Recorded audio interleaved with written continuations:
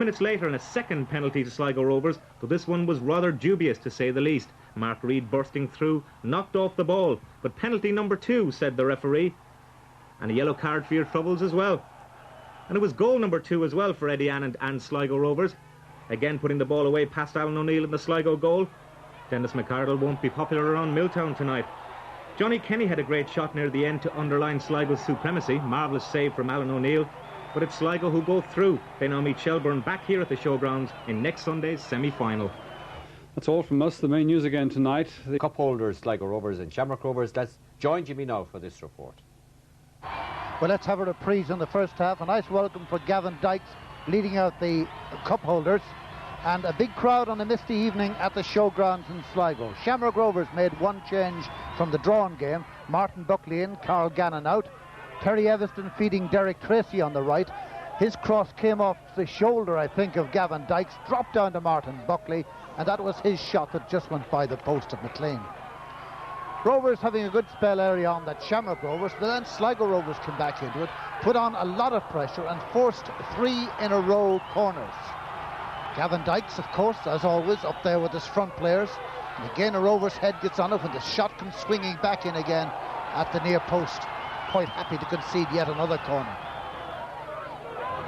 And as this one flashes across the goal mouth, it just goes behind the dead ball line and a goal kick.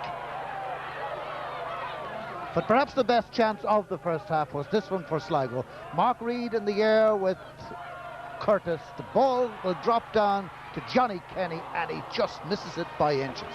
Half-time then, no score at the showground. But the first 6 minutes of the second half were to change the entire course of the game. First, it's Shamrocks on the attack. Terry Evanston starting it out on the right touchline. Visibility getting a bit bad with the mist turning into drizzly rain. But there is a chance coming up on a header here for Derek Tracy. He doesn't get the power. He had almost risen before the ball arrived. And now it's a Sligo free. 3 minutes gone. In it goes from Hasty. Down goes the player, up with the hand, and the referee sees that as a penalty kick for Sligo. The inevitable protest from Shamrock Rovers players. But you'll see it again. A couple of players went to ground. You might think initially pushing, but watch the hand going up like there. I think it was Martin Buckley. A penalty for Sligo Rovers, and their top league goal scorer, Eddie Annand, becomes their cup goal hero as well. Perfectly hit penalty. Alan O'Neill had no chance on it. Picked the right side all right, but the shot had the power. 3 minutes later, watch this. Leonard Curtis with Mark Reid. Was the Rovers man foul? Well, whether he was or not, the whistle went just there when Owen Mullen made that challenge behind Mark Reid coming in.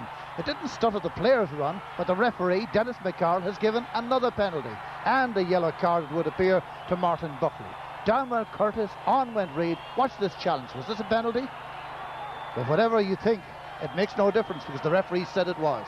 Up stepped Eddie Annand. In with the ball, same side. O'Neill went a different way this time. 2 goals for Sligo Rovers. Ecstatic fans at the showgrounds.